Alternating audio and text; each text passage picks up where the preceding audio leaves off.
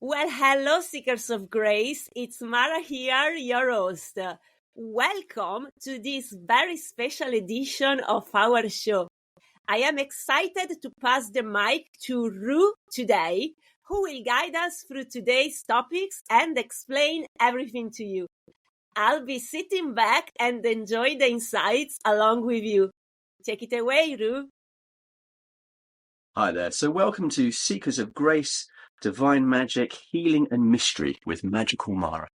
I myself now identify as a Magical Mara, and so I will be taking the show today. No.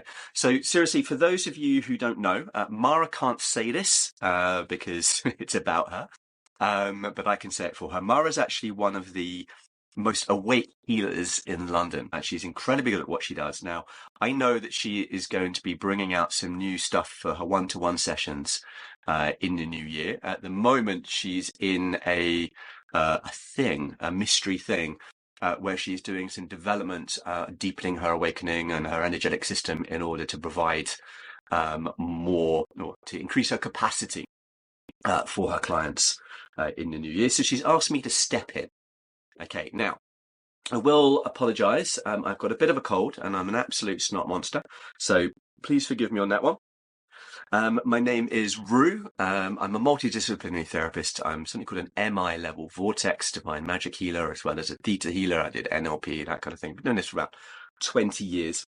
And I'm going to be doing a show. Mara and I together are going to be doing a show in the new year where we're really looking much more deeply at how to bring forward psychic gifts development. I do a lot of work with teachers and that kind of thing. So some of my work around that. So she thought it would be a really nice way to introduce me to you guys and introduce you to me. So for those of you who can't see me, just to understand, I am about 6'4" with piercing blue eyes, the torso of a Greek god, and fabulous salon quality hair. I do not look like a hairy version of Shrek with a voice for radio, just so we can be completely clear on that one. Now, today's show, we are going to look at love. The whole issue with relationships, a lot of kind of questions that have come from Mara's side, from some of her clients that she works with, and some of the questions that have come through my side with some of the clients I work with. In fact, somebody I worked with this morning, actually, that's come up. So we're going to cover some really important topics. Things like, number one, what is the point of a relationship from an awake point of view? Okay, relationships trigger us, they hurt us. We all want the happy dream. We never seem to find the happy dream. And when we do find the happy dream, we've got to work really hard on it, which doesn't sound like a particularly happy dream. So from an awakening point of view and from a conscious point of view, what is the point of having a relationship in the first place? Do you even need to have a relationship?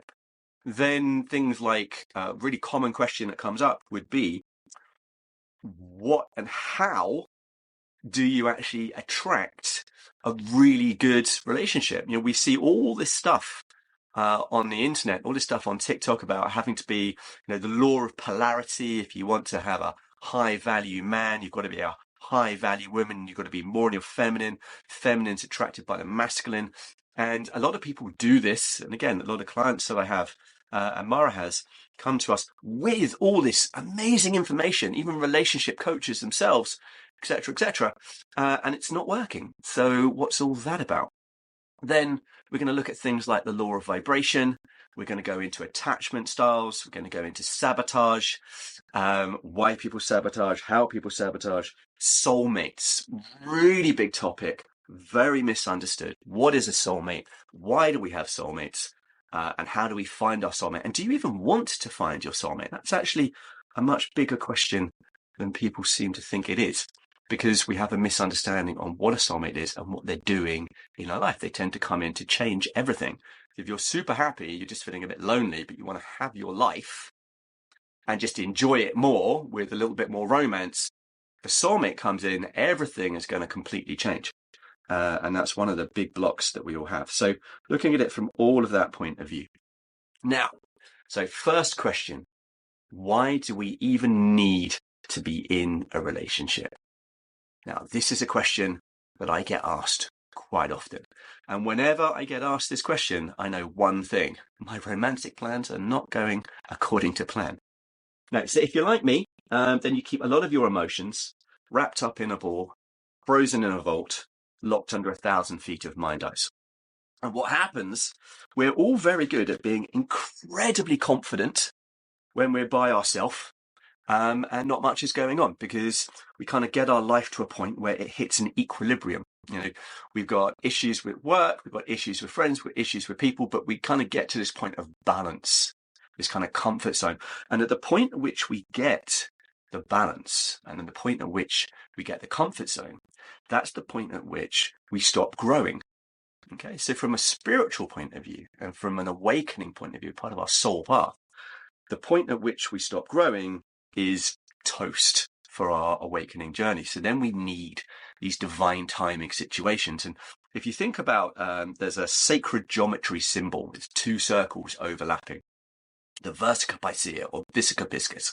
I'm dyslexic, so I apologize if I'm pronouncing it completely wrong. However, it's the very beginning, just before we get to the seed of life and the flower of life, these symbols. Now, if you imagine two overlapping circles, if you get one circle, everything is you. Everything is fine. Everything is balanced. You're you in your comfort zone. Life may not be brilliant, but there's no growth. We're not going to achieve anything more. We're not going to get any higher. In order for us to become more, we need to become a different person. In order for us to grow, we need to let go of ideas and things that limit us. When we're by ourselves, we tend not to do that. So if we bring in a beautiful feminine or masculine partner, or however they want to identify, suddenly 1 minute we're sitting there going, everything is great and I've got life and I know and I believe in everything that I believe in. And then someone comes and they overlap and they have a completely different set of belief systems. Now, a lot of them should align, hopefully, and a lot of the values, their ideas, absolutely. But in the middle, where they overlap, now suddenly your idea and your views of the world may not fit with their views of the world. So you've got this person you love and you're connecting to all this amazing feelings of joy and happiness and abundance and sexiness. And now suddenly they're upset with you for something. They're angry with you for something, or they're doing something and you're upset with them for something. And suddenly in the middle there, we then create the fire of movement. Our egoic structure starts breaking down. And as our ego doesn't fit with the reality that we're in, and that's what the ego is designed to do, then the ego has to evolve, the ego has to change. If you look at the versica piscia, these two overlapping circles, we talk about the eye of Ra, or the eye of God in the middle. And what we're really looking at is the eye of truth. So the ego holds us back from seeing the absolute truth. And we need to let go of our beliefs, we need to let go of our identity in order to evolve. And that's where the relationships come in. Now, when we're looking at it from a deeper level, we're looking from it at a awakening point of view. There's a lot of different parts that come into the awakening. So we've got, first of all, we have our journey. We have our descension journey, where we're gathering all of our karma up and we're gathering our pain, we're gathering our separation. And then we start our awakening path. And on our awakening path, we're then healing the pain, we're healing the separation. So then when we incarnate, that karma and the pain that we're holding in our system when we incarnate needs to become part of our identity. So as a child, we go through a number of wounds, abandonment, not having our needs met, feeling that, you might be really happy and want to jump around on the sofa and play like a pirate when your mum, your dad says, stop doing that, and they tell you off, and you start learning that I can't be accepted for who I am. And this wound, we start separating from ourselves. Now, as we separate from ourselves, we create a new identity. This is all going to link into the relationships in a minute, okay? So we create this new identity, and the identity is based on our ego, and the ego is based in separation. Now, that separation is our karmic suffering, and a lot of our karmic pain manifest so deep we can't even feel it most of the time, and we don't feel it until someone comes along and they trigger it. And that's the point when it comes into relationships and soulmate, we need to have our pain triggered. So quite often there'd be that question, is this the right relationship for me? And what people are really asking me is this relationship going to hurt? Because is this the right relationship for me? The answer is yes. Is this a relationship I'm going to enjoy being in? Maybe that's a whole different question, but it's bringing up what we need to heal. And I was listening to Ram Dass about a week ago. He was talking about the difference when we're on our awakening path. When we first start, like a normal human being, let's just say a normal human being, we are designed to run from pain. We are designed to run away from suffering. Something hurts, we get away from it. You put your hand over a candle flame, it hurts, you take your hand out of the candle flame. That is the whole point of egoic consciousness, to save us, to rescue us, to keep us safe. When we get to an awakening or an awake human being, this is where we have the consciousness to understand that this is coming up. It means it's triggering something in us. So when pain comes up within the relationship, now rather than running away from it, we lean into it. We're like, okay, this relationship is bringing up pain for me to heal. When I heal this pain, I'm healing my heart. And when I heal my heart, I'm embodying love. I'm getting closer to love. So now I can look at the relationship as a vehicle for awakening. Now, when you think about life, money, we've only had that for a couple of thousand years. Careers and jobs, again, we've only had those for a couple of thousand years. But humanity, we've been on Earth for maybe 2.5 million years, longer than that. And so we've had this karmic path. And so if you think about it from that point of view, most of the stuff that we go through, most of our soul journey is in connection with each other. Again, little Ram Dass quote. I won't get too Ram Dass, but little Ram Dass quote is, we're all here. I'll misquote. The work of life, if you like, the work that we're here to do is to end as much suffering as we can for everybody and to gently walk each other home. And one of the things that I like to bring in from my own work, little Brew quote, is that we can only help and we can only hold the pain of another to the level to which we've healed our own heart. Now, you can get somebody who's tremendously spiritually aware, particularly, they've been doing the yoga and they hit their samadhi experiences and they can channel this and channel that, and it might be the blue diamond of Egypt, whatever it is. But the level of embodiment through the heart is a very different thing. We talk about the law of vibration. We'll get to that in a little bit. But we talk about how high somebody is, how somebody resonates. But if you think about vibration as light, okay, how bright somebody is and how bright you can be, absolutely beautiful. But if you now think about the warmth within that light, that's how much you can, that's like the law of radiance, if you like that. It's not an actual thing. You can't Google it. I made it up, right?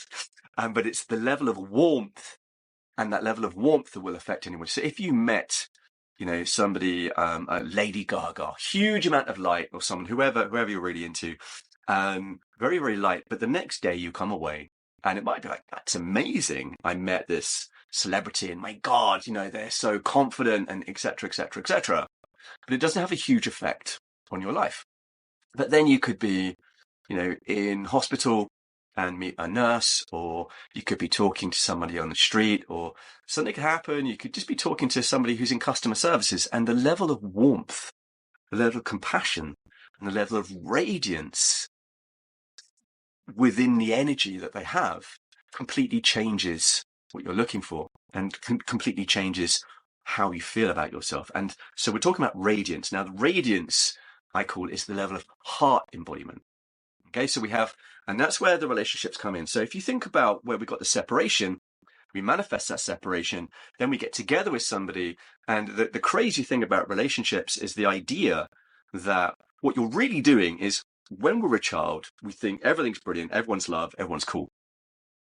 And so we then start learning, actually, I've got to do my homework, I've got to do this, I've got to do this, I'm not loved for who I am, my needs don't matter, I've got to go to bed when I'm told, I've got to eat my greens. And so we separate and we create an avatar, we create an egoic identity, a hologram, if you like. And that hologram is then designed to connect with what we know of the world. So we've got all these parts of us that we think are unacceptable, and we go into the world hiding them. We create a whole identity to hide all these parts of us. We go into the world, and as we go into the world, we then find somebody using the character that we've decided we are, the identity we've created. We then find somebody, we make that person the most important person on the planet. We make their opinion mean more to us than anybody else's opinion. And then it's them that we show all the bits that we don't even want to see ourselves. And then we hope that they're going to stay with us. The terror that comes in with all of that. And that's where we're going to kind of get to when it comes to the sabotage and the attachment style. So there's another side of this I'm just going to bring in. When we're looking at the heart awakening, and we're looking at awakening of the heart within relationship, it's the only place it can happen. The journey that we're really doing at that point, if we lean into it, is the journey from karma to dharma. Okay, now if you haven't heard of dharma before, go back, and if you want to know more about karma, listen to Magical Mara's big thing on karma. She covered it very comprehensively in her last show. But when we're talking about karma and dharma, so karma is coming from a place of it's kind of a place of suffering. Karma is really a healing energy. Okay, so if I've got a lot of shame, maybe in one lifetime I did something and it was terrible and now I'm ashamed of myself, so I can't receive love. I don't feel I deserve love. Then in the next lifetime, I might have something bad happen to me, not because I want to be punished, but because when I forgive that person, I can then forgive myself. As I forgive myself, then I can receive love, because then I can feel worthy. So what we're really looking with karma is an undoing of the fact that we separate ourselves from love. If you think about divinity as unconditional love, divinity can't judge us. We can judge ourselves and say that we're not worthy. And the law of karma is where we heal those wounds to connect back to our own worthiness. But once that is done, we then go into dharma. Okay, so dharma is an expression of love, right? So imagine an old couple, and maybe the mother isn't doing so well, the old lady's not doing so well, and the old man is looking after her, and he's pushing her around in a wheelchair and all that kind of thing. He's very old, and it's quite difficult for him to do. Now, from a karmic point of view, it could be that in a past life that he didn't pay attention and he felt guilty and he didn't care, etc. So he's learning about compassion, he's learning about duty, he's learning about caring. But this is coming from a point of sacrifice. It's a difficult thing for him to do. It's tough. It's a challenge. And so he's meeting it and learning about love and learning about himself and learning about strength and stoicism as he's doing that. When that's healed, if you look at that same situation from a dharmic point of view, when it's dharmic, he's now acting as a servant of love. Okay, so he's literally acting as a servant of love. So he's looking at this woman and he's looking at how beautiful she is. He's looking at her path and how much he loves her. And he's connecting to her in pure love, in pure compassion, holding her space with absolute reverence, in awe of the path, the growth that she's going through. Maybe she's learning to receive because she couldn't do that before, and he's holding that space out of love. There is no challenge in there. It's a joy to him to do that. And that's where we go into dharma, karma to dharma. So I apologize for waffling. Going back to the whole relationship point of view. The point of a relationship is not just somebody to pay the rent, people to cohabit. Yes, we have the need to have more children, and there are new souls and starseeds who need to come to us, and we need mums and dads, etc., etc. The point of a relationship is growth. And within that growth, if you approach your relationship properly and you do your healing, the point of a relationship then is to heal to the point that we let go of all our emotional structures related to love, what it should be, how it should look, how we want to be treated. I can't believe you said this. I can't believe you did this. And when we let go of that, we then move into allowance. So with relationships, and it's quite clever, it's quite beautiful the way it's done, if you think about it, we get this codependency, okay? And the codependency is based on wounds. However, that means that when somebody triggers the wound, we're pulled into it. So it's almost like from a divine point of view, we're not designed to walk away from pain. We're pulled into the pain so we can heal it. And if the relationship is beautiful, if the relationship has love, even excitement and sexuality, even chemistry in it, we're pulled into that wound. But then there's also this payoff with love and acceptance. Now, ideally, we need to let go of the other person. So one of the biggest myths, let go of the other person so that they can be there. One of the biggest myths when it comes to love is that that person makes you happy. Okay? That person does not make you happy. What that person does is they provide the background through which you connect to your own happiness. There's a beautiful video, TikTok video, Instagram video, can't remember, it's a Tibetan nun. I cannot pronounce her name. She's quite famous now. It's got X's and Y's and Z's and H's in it, and I'm dyslexic, so I can make it up. It's Colin, all right? And what she talks about is the difference between Western love and a more kind of Buddhist version of love. And I don't really like that because it's not really Western love. It's more kind of awakeness or consciousness of love versus the consciousness of attachment. If we look at all of the videos and songs, if you want to have a #1 bestseller or you want to develop a course and make loads of money, find something that triggers people's codependency and do a course about it. Andrew Tate. Okay, Andrew Tate says pretty decent stuff, but he says it in the most offensive way that he possibly can.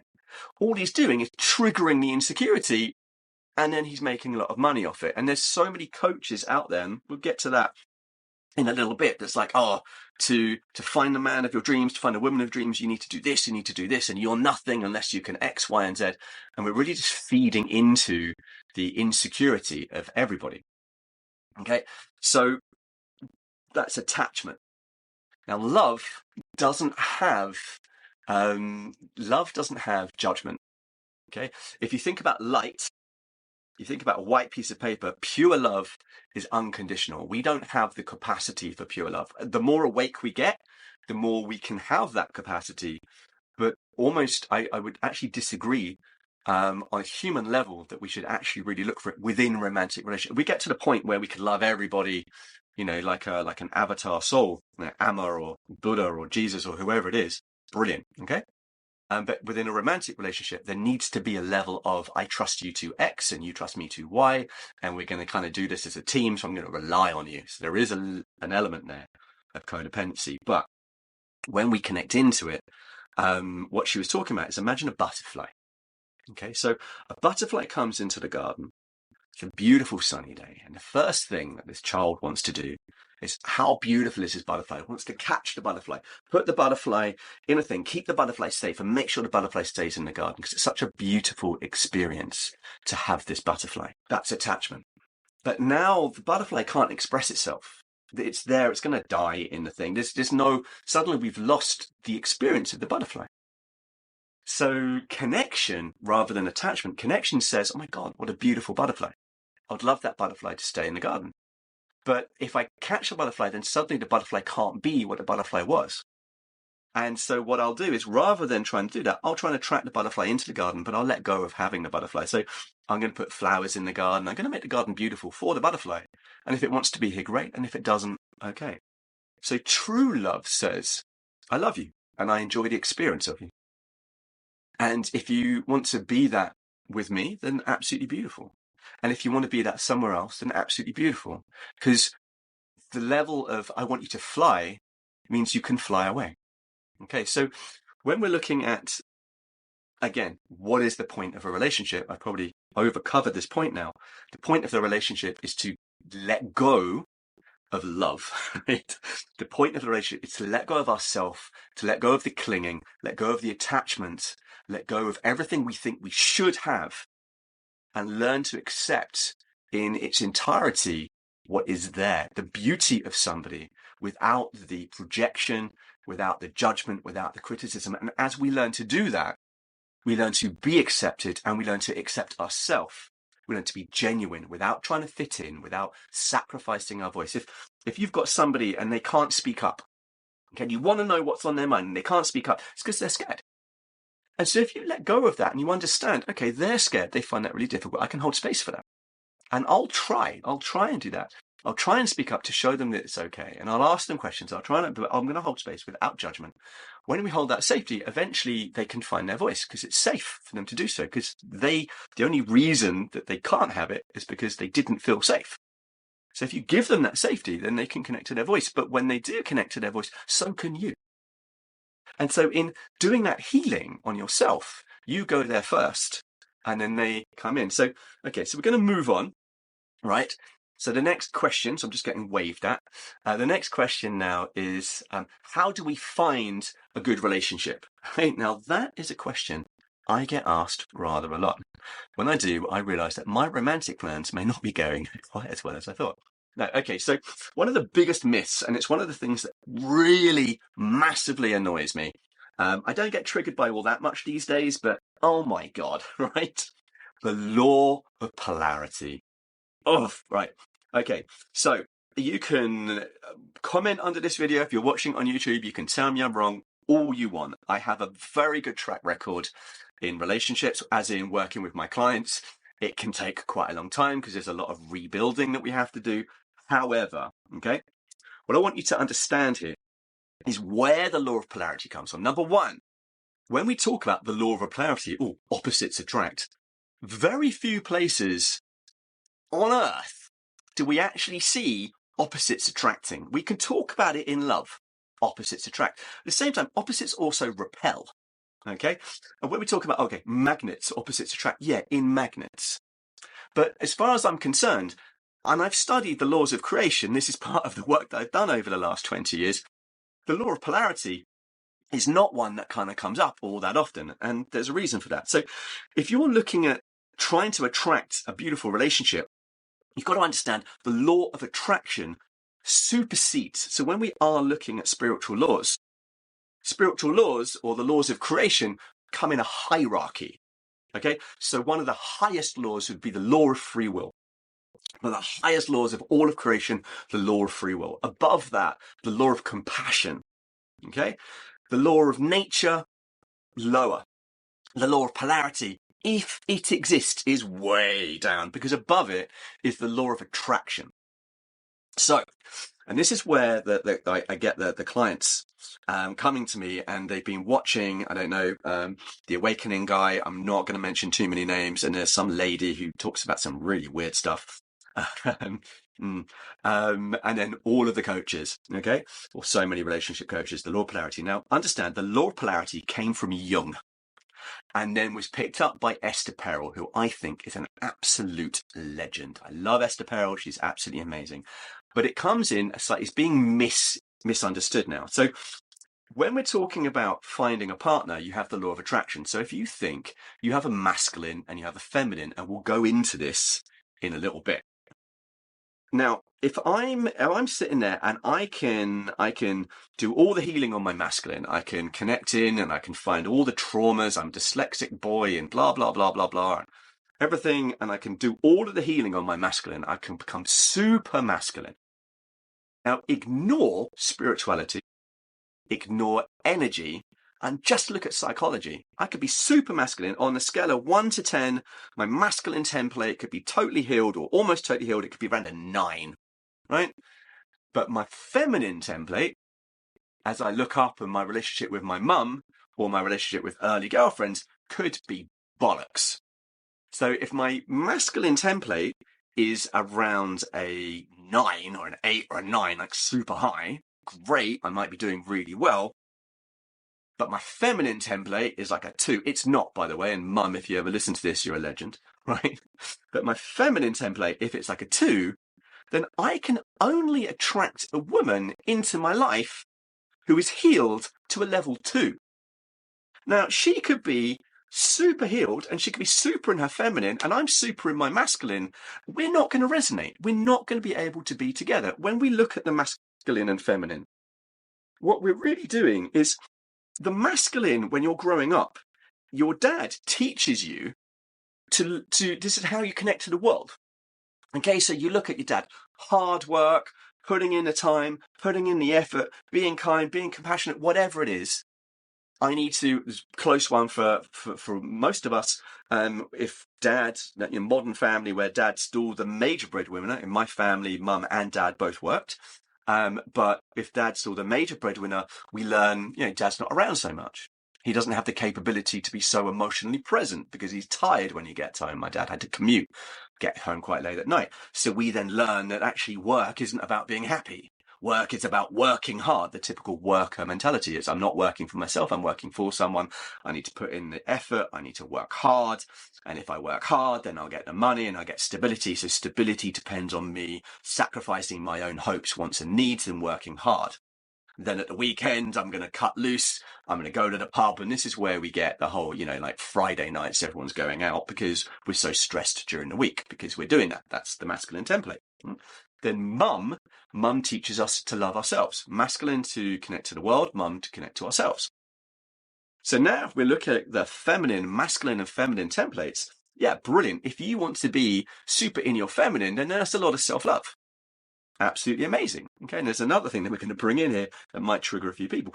But if you're like that, that is not where, if you see people and you work with people, if you happen to be a healer or a therapist working, and you're working with a lot of people in toxic relationships, I'm going to be doing a thing in the new year as a TV show, which we won't talk about too much, but after that, there's going to be some work being done related to a little course on toxic relationships and getting out of toxic relationships.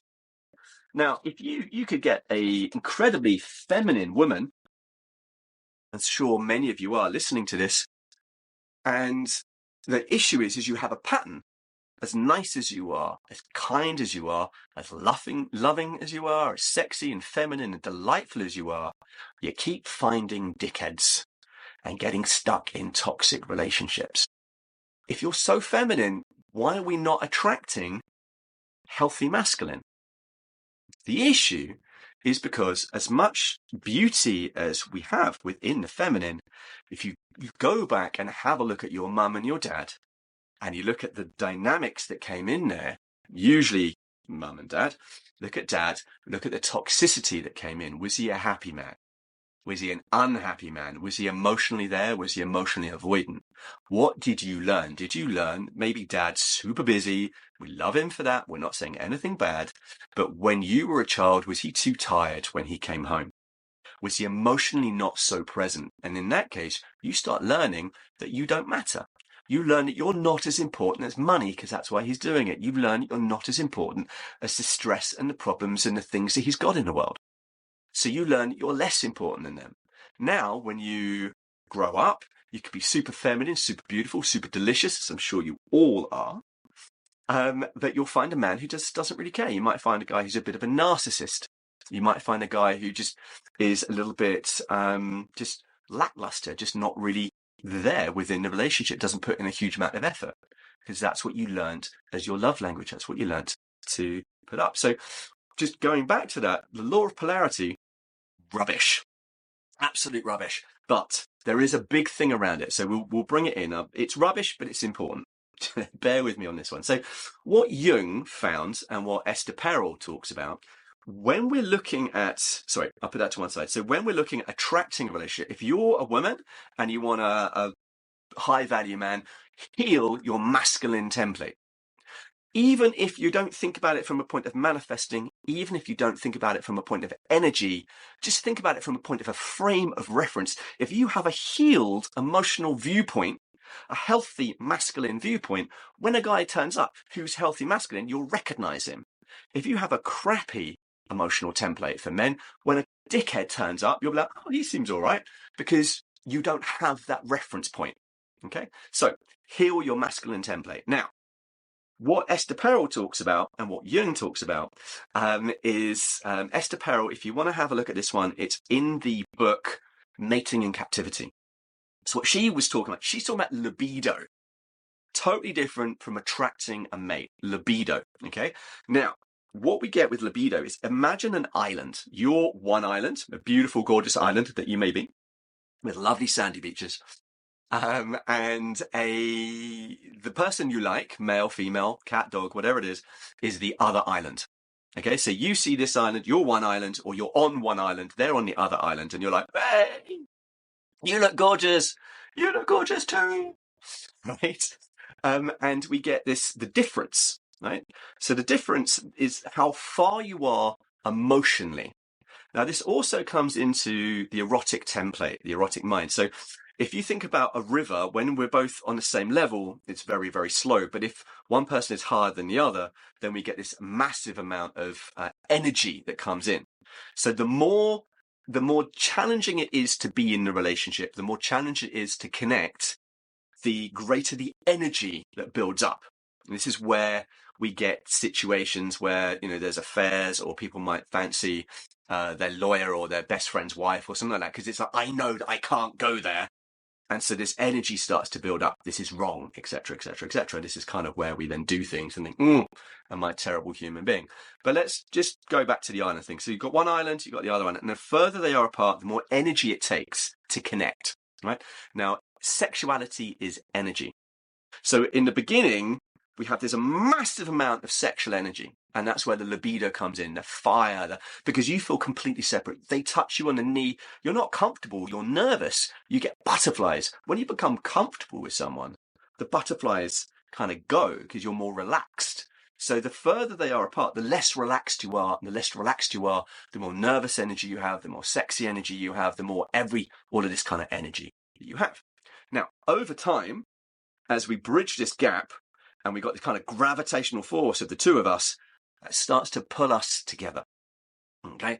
And as you start pulling into your partner, you get closer and closer and closer and closer and closer. And as you get closer, that energy lessens. Now, there's certain time frames. So around kind of 4 years, we have one time frame. We get something called the 7-year itch. A lot of affairs happen around 7 years.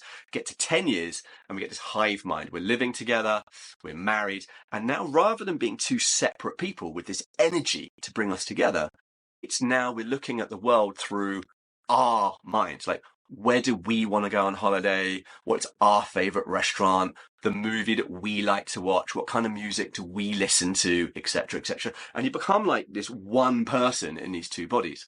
Now there's no energy needed. And this is what happens with married couples. No energy needed. So the sexuality and the libido just falls. But we still have our need for validation. We still have our need for sexiness. We still have our need for deliciousness. We still have all of this stuff. Okay, and because we have all of this stuff, that's when we start getting bored, maybe affairs. We want to spice it up a little bit, but we don't know how because we have this thing. So the law of polarity, what Jung was talking about, wasn't necessarily the law of polarity, and what Esther Perel talks about is if you maintain your individuality. So if you have a guy, and yeah, do you know what? But he's super masculine. And so he's, maybe he's boxing in the evenings. He goes to the pub with his friends. He takes up golf at the weekends. He's sawing wood, working on, doing masculine stuff, working on the engines. Well, just stuff that has nothing to do with his wife. It's him enjoying being a man. And she's there super feminine. She's doing her care stuff. I don't want to be sexist or anything. Like, maybe, she's not necessarily going out with the girls, but she has her spa treatments and she's whatever it is that she really enjoys doing. And what happens is we maintain these two separate identities. The more powerful his separate identity, the more powerful her separate identity, the more fire we have in between the two of us. And that is where polarity comes in. It doesn't have to be polarity. What we're really looking at is the desire or the need, the importance of individuality, of keeping yourself within a relationship. And this is where we're now going to look at what is a good relationship. A good relationship is where your partner supports your individuality. If you imagine flying, if you are with a partner, do they want you to fly or do they want you to land on the ground for them? That is a huge question. Look at them. If you had a dream, just think right now, those of you who are in a relationship or those of you wanting to get into a relationship, if you have a dream, something you really want to do, maybe develop a business, go traveling, go bungee jumping, whatever it is, okay? If you really had this dream and it was really important for you, or not even that important, just a desire, if you have a partner and you said, I really want to do this thing, would they be happy for you and be like, yeah, even if it didn't involve them? Or would they be like, ooh, that doesn't involve me, or I'm not so sure about that? And do they want you to limit yourself for them? Okay. Now, if they want you to limit yourself, that's where the attachment comes in rather than connection. Okay. So what we're really looking for in a relationship is a relationship that supports our individuality. It doesn't support our sacrifice and our lacking individuality. They want us to fly, not to land. So now we get into, so I've debunked that. Now there's a couple of other bits and pieces that are really important to come in at this point. Okay, number one, right. So going back to where we're talking about masculine and feminine, I was watching a coach this morning on Instagram, and he's a big coach. You know, I really don't want to. Actually, no, I really do. I really do. I'd love to get on the podium and get all of the coaches lined up and just ask them these questions, because it just doesn't work. But now we're talking about archetypes. Okay, so Jung brought in the idea of archetypes. We've all got different personality types. Okay, love archetypes. Caroline Myss does a lot of good work on archetypes, although she sounds a little bit like a female version of Donald Trump. You will not be able to unhear that now if you listen to her. So when it's got archetypes, we're talking about the most powerful archetype in history ever, in my opinion, was the Queen. So if we look at so we've got the patriarchy. Patriarchy is around 2,500 years old. It's really kind of Roman Catholicism. A little bit before then, it kind of starts coming in. Before that, we did have patriarchal societies, but a lot of them were polytheistic. So a lot of them, like even Greek, we had Zeus as the top, but you had you could be down the feminine side or you could be down the masculine side. Egypt, we could have the feminine, we could have the masculine. A lot of for about 10,000 years, we had a lot of cultures that were masculine and feminine. And then if we look really back further in time, we've got the Stone Age man, Mother Earth. We've got a lot of matriarchal societies. Okay. Now, the Queen, so if we look at humanity, as a man, my job, if I want to continue my genetics, and this is something for all of you ladies to understand about men, we look at men being dominant, we look at men being controlling, all this kind of stuff, but understand this. My job was to find a partner who is a teammate. Okay? As a Stone Age man, I need to know that she can handle herself. I need to know that she is not basically there for me to provide, look after, protect. Yes, great, I want to do that, but I also need to know that she's got this. All right. So as a Stone Age man, what I'm looking for is complementary power. I want a powerful woman that's not going to fight with me, but she has power in her own way. So first of all, look at this, where we're looking at a woman being, oh, I want a man to lead me, all that kind of, yeah, brilliant. But, you know, we've had a long day, we're trying to earn money, we're coming home and blah, blah, blah, blah, blah. We want a woman who's strong. It's one of the most important things.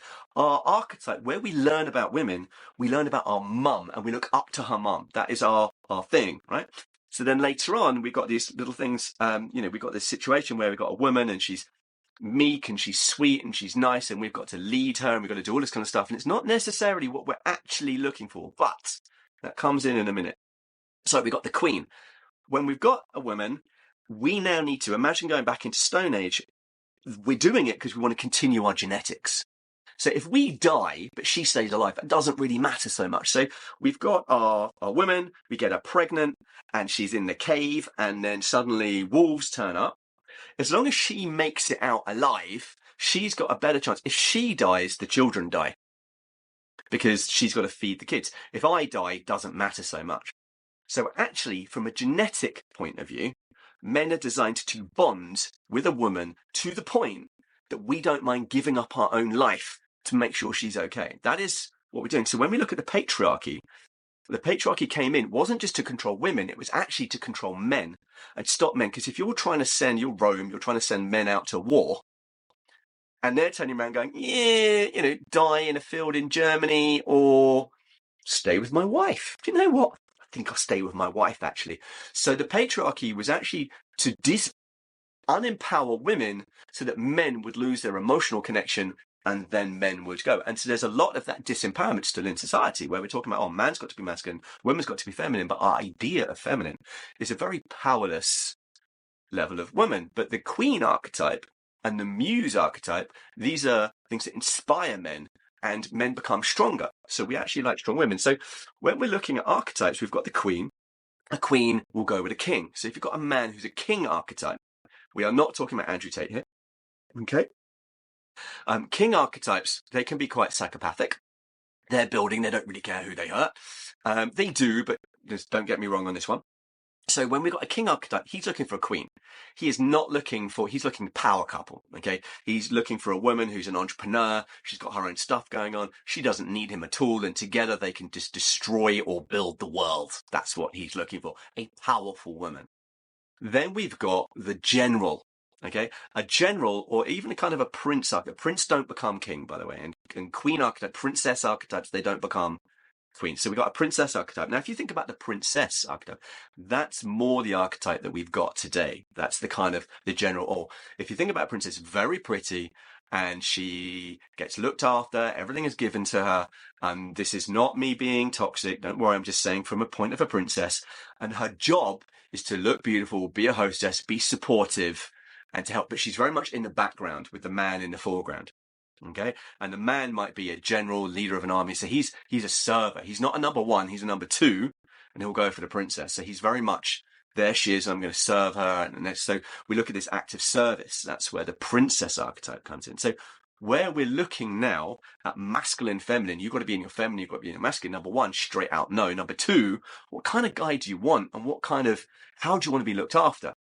If you know how you want to be looked after and you know how you want to contribute, maybe you're not a feminist, maybe you're traditional old school values. I've never had a woman cook for me. It was old school values. But anyway, now you're looking at, it's not a king that you're looking for. It's a general that you're looking for, kind of a knight in shining armor. If you're kind of woman that likes the idea of being rescued, I've got a lot of stuff going on and I'd really like stability, someone to come in, then that's more the kind of damsel and the knight archetype. So if you understand it through the archetypes, it's going to massively help you find the relationship you're looking for. But then the other side of it is we don't really get to choose, do we? I've never, ever, ever gone out dating and thought, hang on a minute, I'm going to choose X, Y, Z. You meet someone, you really like them, and they either screw you up or they're great. It's kind of, if you get to choose, that would be insane. Okay, so where does all of this come from? Now we're just going to go into, got a little bit of time left. We're going to go into the self-sabotage and how does this happen, and attachment styles. Okay, so big thing coming up now related to attachment styles. We talk about avoidant attachment. So a lot of people come to me as a therapist where they found someone amazing. You've got a huge, incredible connection, and suddenly that person just legged it. Or you found someone amazing, you got a great connection, and suddenly they're really needy. And you're like, oh God, I don't really know what to do with this one. And so that's where the sabotage comes in. Okay, now what you've got to understand with attachment styles, when somebody has an avoidant, when they need more space, what they're learning, or what's going on for them, not what they're learning, but what's actually happening for them is fear. So when we're a child, we are complete love. Everything is love, love, love, love, love, love. And the first thing that happens is, we might feel abandoned. Mum might, we're crying upstairs and mum doesn't come and get us, or we need to be changed, or we need food, and we learn I am hungry. And then we learn a sense of I based on not having that love there. So our identity starts growing.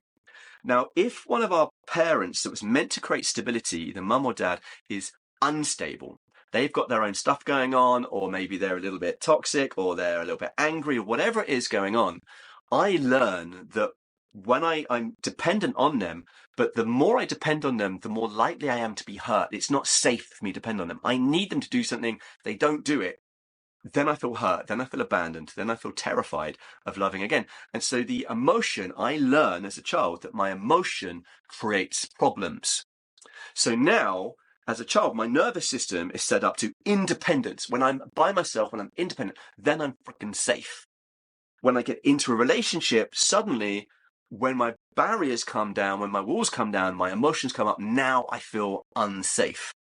Okay, so it's not, when that happens, when they run away, it's not that it's an insult, it's actually that it's a compliment.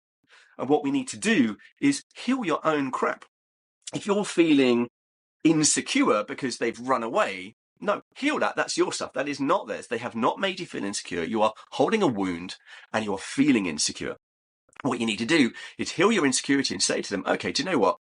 They have run, which means they really cared, which means that really meant something to them, which means love that for them. If I really care about them, if I actually care about them, not about my attachment or my own, I actually care about them, then do you know what? I can see that they really cared about me. I can see that that's triggered them and brought up emotions, and that's beautiful for them because they need that. So I'm now going to hold space for them. And so my love language can be giving them space. Now, have your own boundaries. Don't let them treat you like crap. Don't let them be mean, and never let anyone be disrespectful. But if you're not sure, are you still in the right relationship, or should you stay in a relationship that's causing you pain? My answer would be this: heal. When you're healing, look at your mum, look at your dad, look at what you learned from your mum and dad about attachment, and heal. Do your healing. Work with someone like Mara, work with someone like myself, work with whoever it is. Go in your own healing journey. And when you have healed to the point you are at peace with whatever is happening in the relationship, then you can decide, do I even like this relationship?